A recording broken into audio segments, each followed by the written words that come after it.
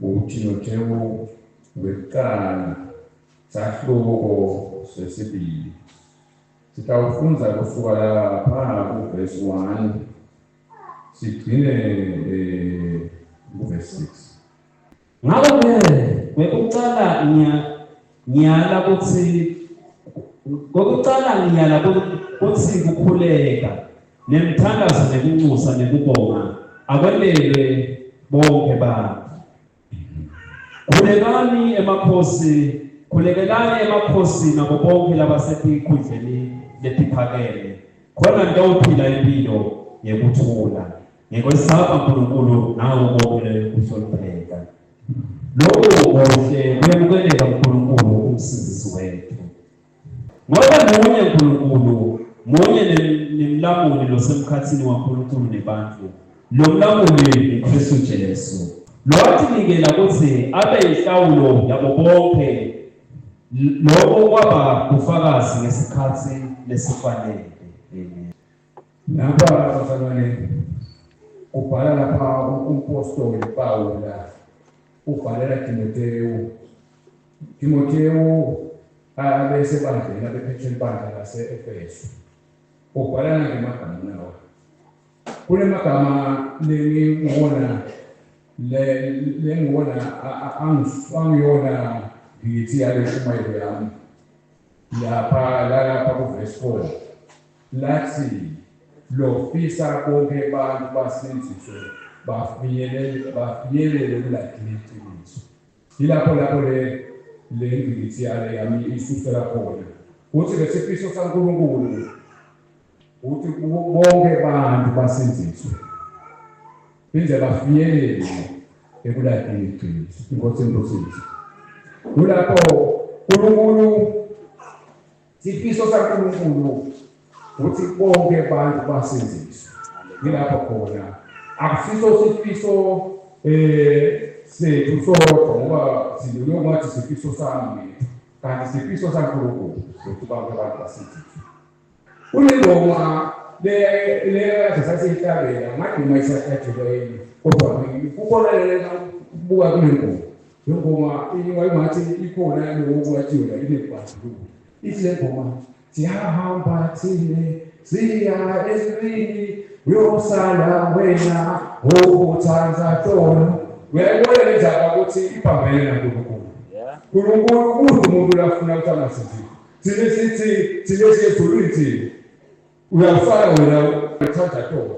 Ukuthi thine siyabandlulula. Kodwa nami kanjena nangamazwi la wabhalayo lapho umpostoli Pawula uthi sifiso saNkulunkulu ukuthi bonke abantu basindiswe.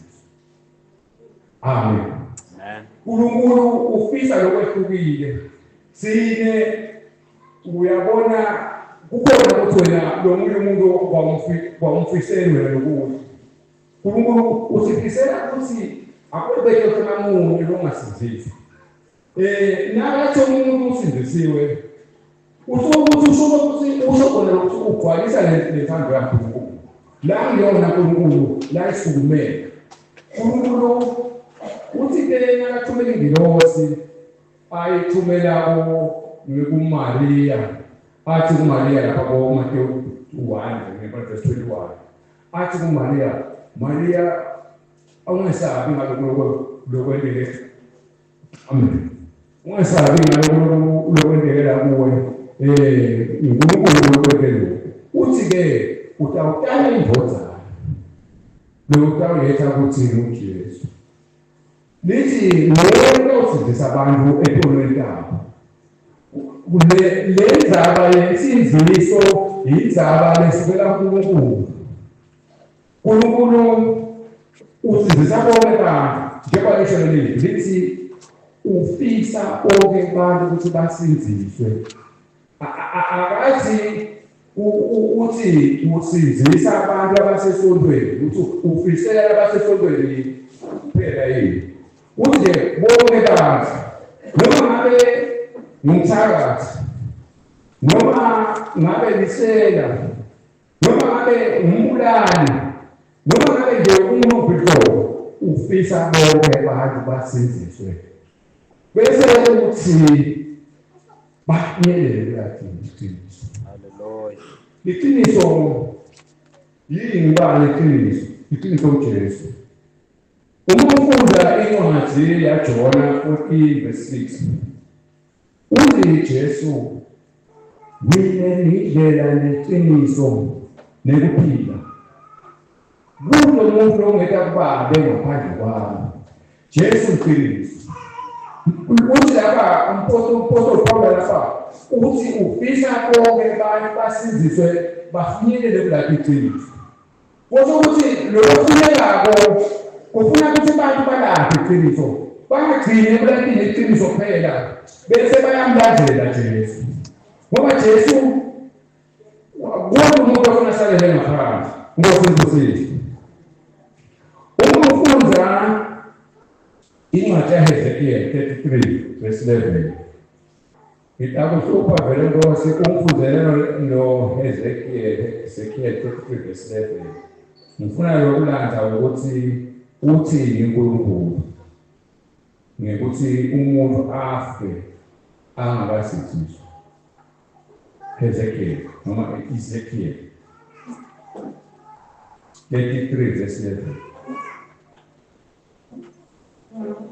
Encwadini yaHezekiel 33:11 uthi khuluma kubo uthi ngifunga ukuphila kwami kusho inkosi ukuthi makathi angikujabuleli kufa kwalomubi kodwa ngithanda ukuthi aguquke endleleni tabele letimbi aphinde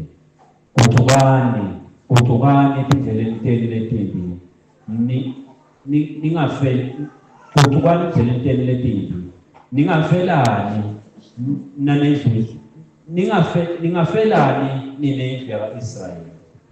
Amen. Uyasiva ke isifiso saNkulunkulu. uNkulunkulu akajabuli ukuthi bantu bafe. Bafe ngesimini. Ngikho ke lokuthi lenza manje lenkulu lapha ukuthi isifiso sakhe uNkulunkulu ukuthi bonke abantu basizwe. Ukuthi ke na ukalaphana ku Timothy ngwathecala uyasho ukuthi Timothy 1 Timothy chapter 2 kunanga amavesi lawasho lapha kuverse 1 uthi ngakho ke ukuqala ngiyala ukuthi ukukhuleka nomthandazo ukunyuza nokubonga akwentele bonke abantu. uNkulunkulu ufuna ukuthi bonke abantu bebe umthandazo. uNkulunkulu abadlulile umuntu ufuna bonke abantu ukuthi akwentele umthandazo ubethele bonke labantu umthandazo. Wonke umuntu usuthi umbhekile ukuthi afinyelele esizisweni. Amen. Hallelujah. Kunephuzu namathathu engifuna ukukhulumela kuwo. Kunephuzu lelithi isifiso saNkulunkulu ukuthi abantu basinziswe. Uthi nawufunda incwadi yaJohane Sakluko 3:16 uyayichaza le ndaba lapha uJohane la uthi ke ngicela ukuthi noma khona safunde chapter 3:16 ngiyafunda noma uNkulunkulu walithanda live kakhulu kangangokuthi wathi made wanikela indodana yakhe lekuphela kwayo uze kuthi noma ngubani nokholwa kuyo angabhubhi kodwa abe nokuphila lokuphakathi. Amen. uNkulunkulu ufisela bonke abantu ukuthi babe nokuphila phakathi. uNkulunkulu lo sesithweni yakhe ukuthi uNkulunkulu lo ufisela abantu bonke ukuthi bangaphuzi. uNkulunkulu unesifiso lesihle ngempilo yethu. Akafuni namunye wethu ukuthi abhubhe. Ufisela ukuthi sonke sithole ukusindiswa. Ngoba ngiyo indaba la ngayo lathumela Jesu ngayo. La ngithumelela yona. Nakathi lapha kuJohane 19 ngathi kuLuka 19:10 athi Jesu ngike ufuna nokusindisa lokulahleka. Inkosi enkosini. Indaba lenkulu lehlupha uNkulunkulu uthi umuntu akasinziswe. uNkulunkulu akakujabuleli ukuthi singahlala sinokole kungiko umsebenzi lasasebenzele umsebenzi omhle nakangaka ngempilo yethu. Uma ukuba ukhumbula ukuthi kwendekani ku-Adamu, lokho laphathi alahlekelana na-Adamu na-Eva, lokho uNkulunkulu kwamphatha kabi kulahlekelana na-Adamu na-Eva ngenxa yokuthi one alahleke ekukholweni bakhe. So uNkulunkulu lakumisile namanje uthi sokuthi buya sokuyasinxusa uthi asibuye endlini yakhe asisinziswe. Indaba yesinziso yindaba lesempilweni yaNkulunkulu lefanana nathi ukuthi nawe ungumntwana uyamfisela njalo noma abantu abakho noma abantu bathi ngathi bangaphephe engotini, ungathi bangeke balimala basahamba. Ngiloko lokumhlupha uNkulunkulu kumhlupha njengefana nathi sibatala ukuthi uyahlupheka nawe ukhathakele noma ukhathakele inhlobo yakho ukuthi ingabefiseki. uNkulunkulu ufuna kufaka kithi leyo mpilo leyo. Nathi nakakhuluma lapha ku First Timothy chapter 2 uthi ngifisela bonke abantu uthi ke asinxusi uthi ke ngikhulekela ukuthi kwetela bonke abantu ukuthi akhulekele emakhosi bonke abantu babe akafaka isigaba sokuthi laba bayengene laba banenjaba la, kodwa bonke labantu abayitholele isinziso. Kwekuqala nje ukubona nakufuna uNkulunkulu ukuthi bonke bantu. Amen. Siqhubeke sithi ke ubiza athi ke lapha ke kepha ke labantu batawuyathi kanjani ke lesinto, batayithola kanjani, batawufinyelela kanjani leqiniso ukuthi balithole leqiniso, ngoba uthi ngifisela abantu ukuthi basinziswe bafinyelele kuleli qiniso.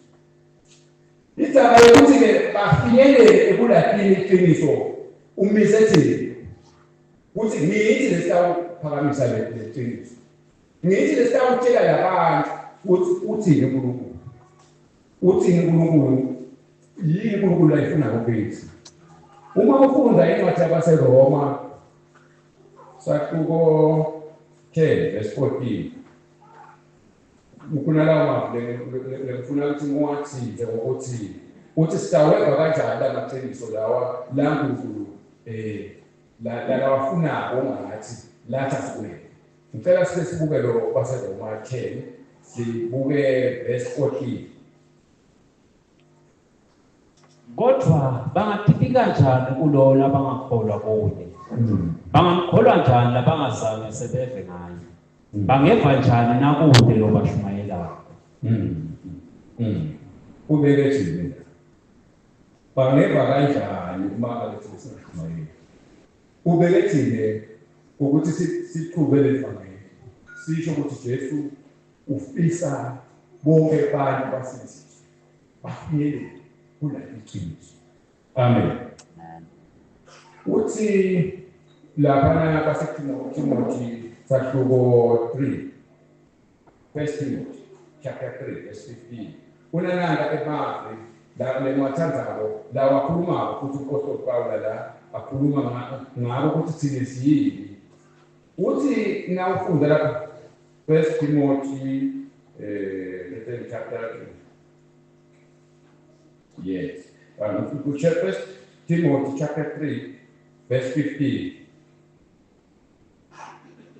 Kodwa nakwendeka ngephutha umelwe ukuthi umuntu umelwe kwathi ukuthi umuntu kufanele athiphathe kanjani endlini yaNkulunkulu lekulibandla laNkulunkulu lophilako leliyinsika nesisekelo semqiniso.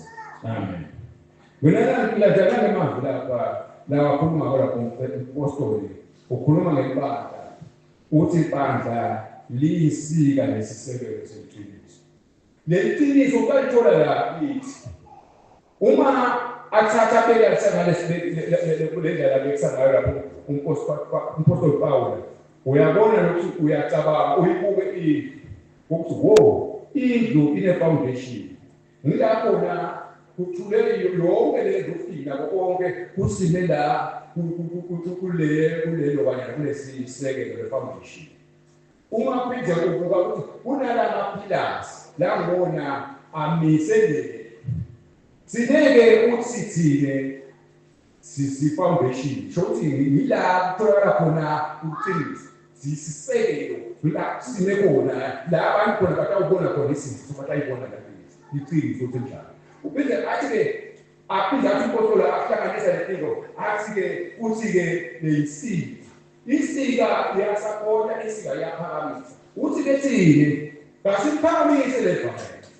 nithi le ukuthi siphakamise leqiniso sihambe sibatshela abantu ngaJesu sihambe sibatshela ngaJesu batshela leqiniso niko-ke bantu batawuphila sine umsebenzi wethu utshela abantu ngaJesu ngilapho na ngoba uthi libanga usho thini sine nithi sisekelo nesika leqiniso uma ufuna iqiniso umuntu uyathi ukuthi utayithola ebandleni libandla lepilako libandla lemandiko uJesu shothi ke sinike lona umsebenzi nawo bezalwane sinike lona umsebenzi wekumemetela wekusho ukuthi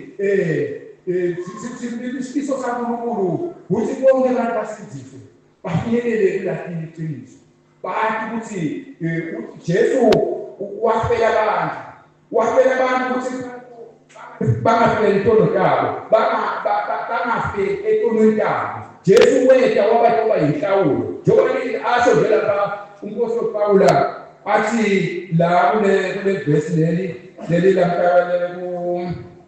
la kusikisi lathi lo watinikela abe inhlawulo yabo bonke lokho kwaba bufakazi ngesikhathi esifanele uthi Jesu watinikela ukuthi abe ubufakazi wabo bonke abantu watinikelela thina nase indaba bazalwane lesala kithi ke manje ukuthi thina asiqhubele iqiniso ngoba thine nje washiya umpostoli Pawulo wathi isika ne foundation yale qiniso abantu nabatawufuna kwathi ngaJesu batamthola kithi ngithi thina lapha sinemedela kwezina ke kukhona ukuthi ke umuntu angakalela Jesu angakwala lokho ukuthi ke babamba ke nakala Jesu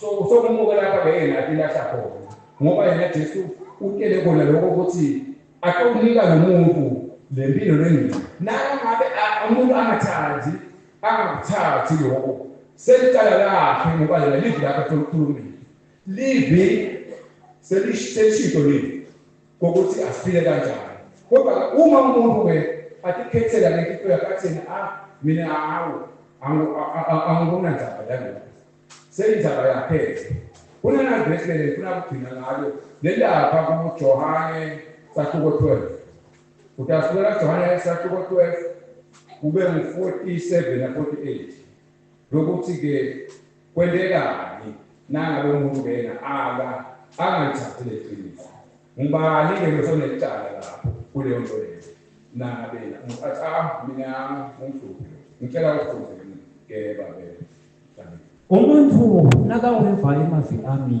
kepha angeke awenda angimehluleli ngoba ngekeli utawuhlulela lendlela kodwa ngitele utawusizisa verse